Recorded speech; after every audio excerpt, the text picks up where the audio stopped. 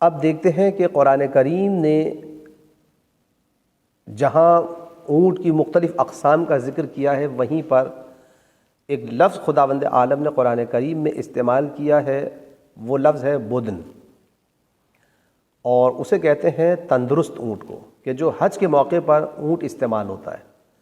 خداوند عالم نے قرآن کریم کے اندر حج کے موقع پر ذبح کیے جانے والے اونٹ کا ذکر کیوں کیا ہے، اس کا کیا فلسفہ ہے، اس کے بارے میں ہم گفتگو کر رہے ہیں، اور میں چاہتا ہوں کہ چند منٹ اس کے بارے میں آپ سے گفتگو کی جائے۔ تو یہ لفظ جو ہے بدن، یہ بدنہ کی جمع ہے، یعنی موٹا تازہ اونٹ۔ یہ پورے قرآن کریم میں سورہ حج میں جو 22واں سورہ ہے اور اس کی آیت نمبر 36 میں ذکر ہوا ہے بدن۔ آیت ملاحظہ فرمائیں، دیکھیں اگرچہ آیت نمبر 36 میں اس کا ذکر ہوا ہے، لیکن موضوع کی مناسبت کی وجہ سے میں یہاں پر آیت نمبر 36 اور 37 آپ کی خدمت میں پیش کر رہا ہوں، چونکہ ان دونوں آیتوں میں ایک تناسب پایا جاتا ہے اور خداوند عالم نے ان کو ذکر کیا ہے۔ وَالْبُدْنَ جَعَلْنَاهَا لَكُم مِّن شَعَائِرِ اللَّهِ لَكُمْ فِيهَا خَيْرٌ فَاذْكُرُوا اسْمَ اللَّهِ عَلَيْهَا صَوَافًا فَإِذَا وَجَبَتْ جُنُوبُهَا فَكُلُوا مِنْهَا وَأَطْعِمُوا الْقَانِعَ وَالْمُعْتَرَّ كَذَلِكَ سَخَّرْنَاهَا لَكُمْ لَعَلَّكُمْ تَشْكُرُونَ لَن يَنَالَ اللَّهَ لُحُومُهَا وَلَا دِمَاؤُهَا وَلَكِنْ يَنَالُهُ التَّقْوَى مِنْكُمْ، اور ہم نے قربانیوں کے اونٹ کو بھی اپنی نشانیوں میں سے ایک نشانی قرار دیا ہے، آیت قرار دیا ہے خداوند عالم نے، اس میں تمہارے لیے خیر ہے۔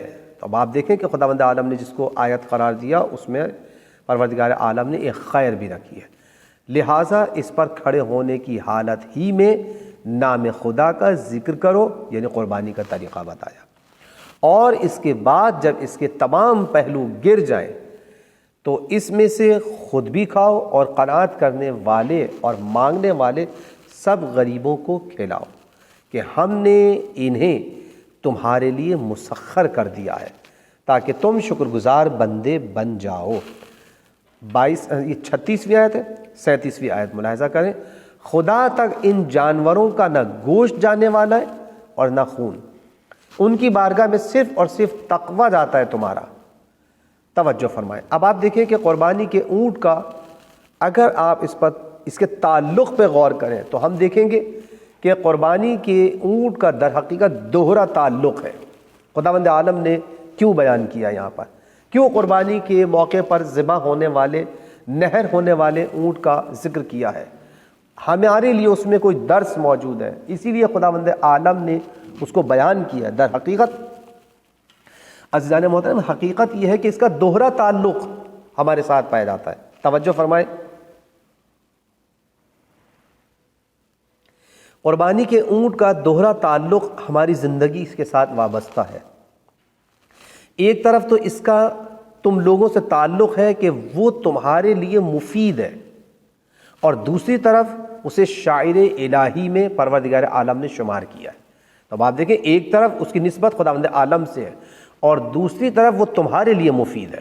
توجہ فرمائی آپ نے، تو دوہرا تعلق ہے، بندوں سے بھی اس کا تعلق اور اللہ کی ذات سے بھی اس کا تعلق۔ لفظ جیسا کہ میں بیان کر چکا ہوں کہ لفظ بدن بدنہ کی جمع ہے، یعنی موٹا تازہ، اور فرب اونٹ، کیونکہ ایسا اونٹ قربانی اور اطعام فقراء کے لیے بھی مناسب ہے، اسی لیے اسے خیر و برکت قرار دیا گیا ہے۔ لکم فیہا خیر، یعنی اگر آپ دیکھیں کہ پروردگار عالم نے لفظ بدن استعمال کیا، ایبل استعمال نہیں کیا، کیوں؟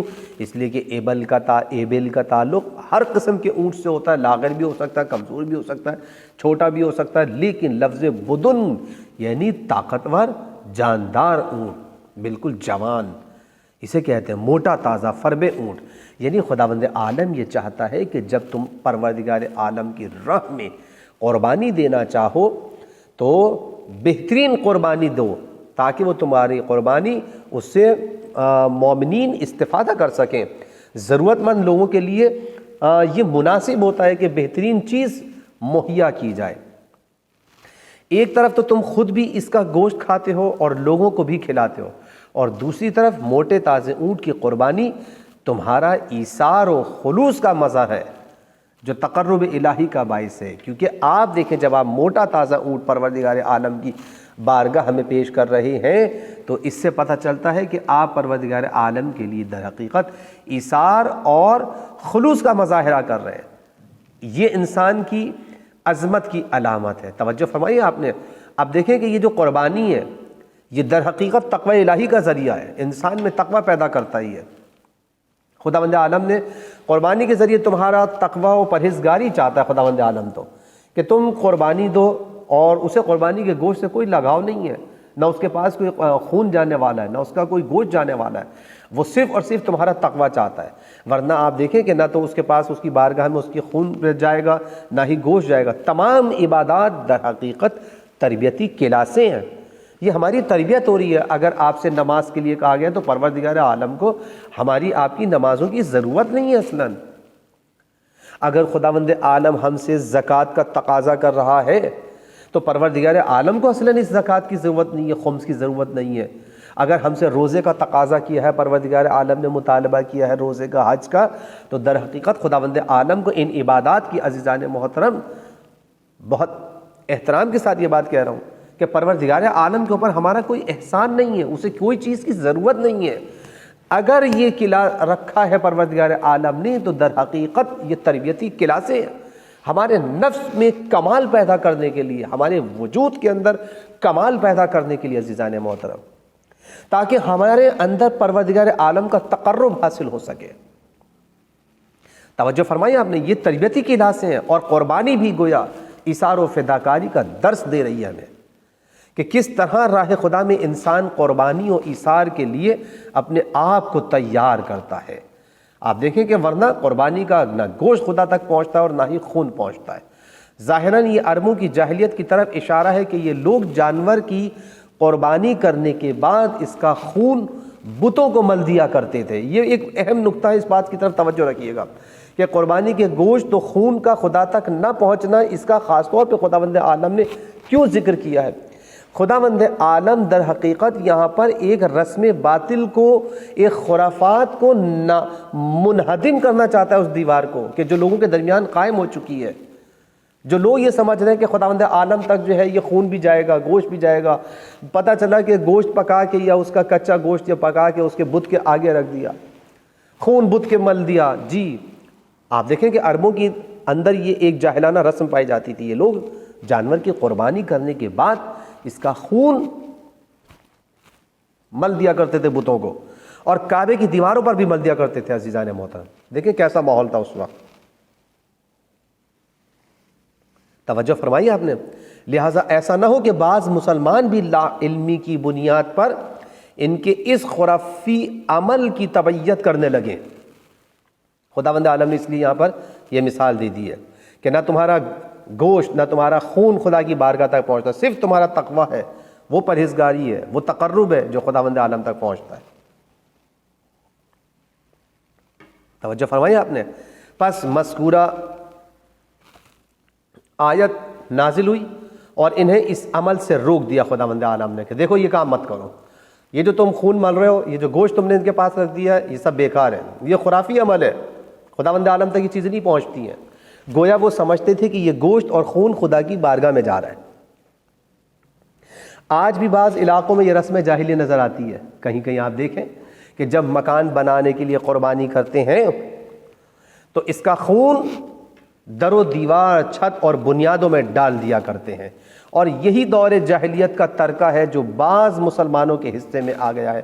آج تک یہ چیز پائی جاتی ہے بعض گھروں کے اندر، جب گھر تعمیر ہونے بنیادوں کے اندر خون ڈال دیا۔ نہیں جناب، یہ کوئی رسمی اسلامی رسم نہیں ہے، اسلامی حکم نہیں ہے، یہ خرافات ہیں، جہالت کے زمانے کی خرافات ہیں جو بعض مسلمانوں کے یہاں نسلاً بعد نسلن یا کسی بھی طریقے سے یا پڑوسی کے ذریعے ان کے گھروں کے اندر یہ بات وارد ہو گئی ہے، داخل ہو گئی ہے۔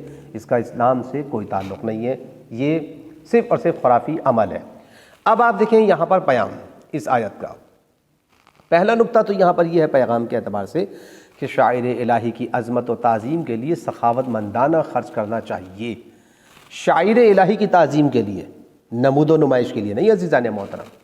ہم دیگے کب اتارتے ہیں؟ جب ہمارا نام ہو رہا ہوتا ہے کہ لے جناب فلاں صاحب نے 2 دیگیں دے دی، فلاں صاحب نے 4 دیگیں دے دی، نہیں، جو بھی کام کرنا ہے آپ کو اللہ کے لیے انجام دینا ہے، رضائے پروردگار کے لیے، خوشنودی پروردگار کے لیے خرچ کرنا چاہیے، کیونکہ ارشاد ہو رہا ہے والبدنا، یعنی موٹا تازہ اونٹ قربان کریں، اور سخاوت مندانہ آپ کا اقدام ہو، کنجوسی پر مبنی نہ ہو، بخل پر مبنی نہ ہو۔ امام حسین علیہ السلام بھی شاعر الہی میں ہیں، یہ بات ذہن میں رہے، اس لیے ان کی یاد کو زندہ رکھنے کے لیے بھی سخاوت مندانہ خرچ کرنا چاہیے۔ اور الحمدللہ مولا امام حسین علیہ السلام کے چاہنے والے ایسا ہی کرتے ہیں کہ جب میرے مولا کا نام آتا ہے تو مولا حسین کے نام پر بے بہا خرچ کرتے ہیں، اور اس طرح سے اپنے حقیقی اور سچے حسینی ہونے کا ثبوت پیش کرتے ہیں، اور پروردگار عالم کی بارگاہ میں نذرانہ عقیدت پیش کر رہے ہوتے ہیں، تاکہ اب پروردگار عالم کی خوشنودی کو حاصل کریں، اپنے مولا کی خوشنودی سے توسل حاصل کر سکیں۔ دوسرا نقطہ جو پیغام ہمیں یہاں پر ملتا ہے وہ یہ ہے کہ شاعر دینی کی تعظیم میں اہم بات اللہ کی توجہ اور عنایت ہے۔ شاعر الہی کی تعظیم کا سب سے اہم نقطہ یہ ہے کہ توجہ اور عنایت الہی، چاہے جمادات کے سلسلے میں ہو، اگر وہ شاعر الہی ہے تو آپ کو اس کی تعظیم کرنی ہے، چاہے حیوانات کے بارے میں ہو، کیونکہ ارشاد ہوتا ہے ان الصفا والمروہ من شعائر اللہ، آپ دیکھیں کہ یہ جمادات میں سے ہیں۔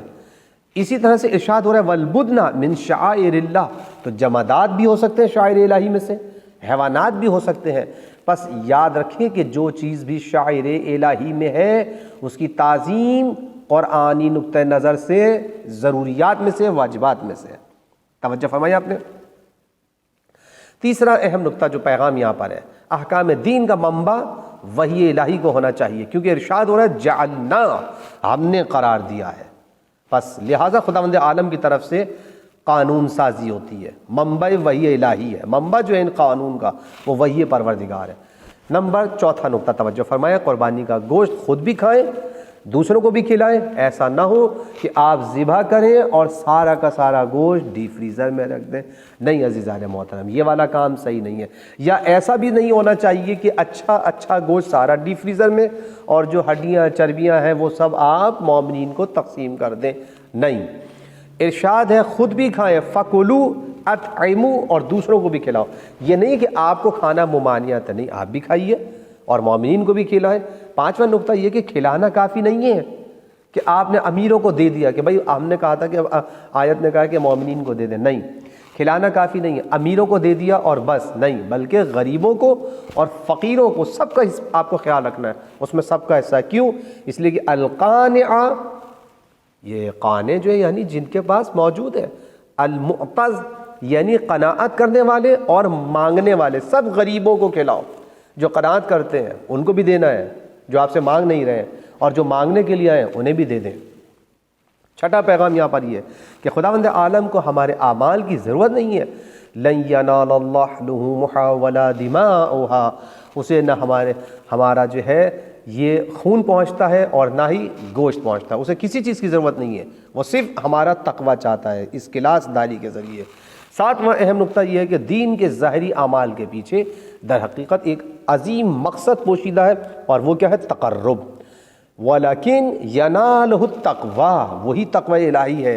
ہر کام جو شریعت کی طرف سے معین کیا گیا ہے اس کے پیچھے ایک عظیم ہدف کار فرما ہے، اور وہ کیا ہے؟ پروردگار عالم سے تقرب۔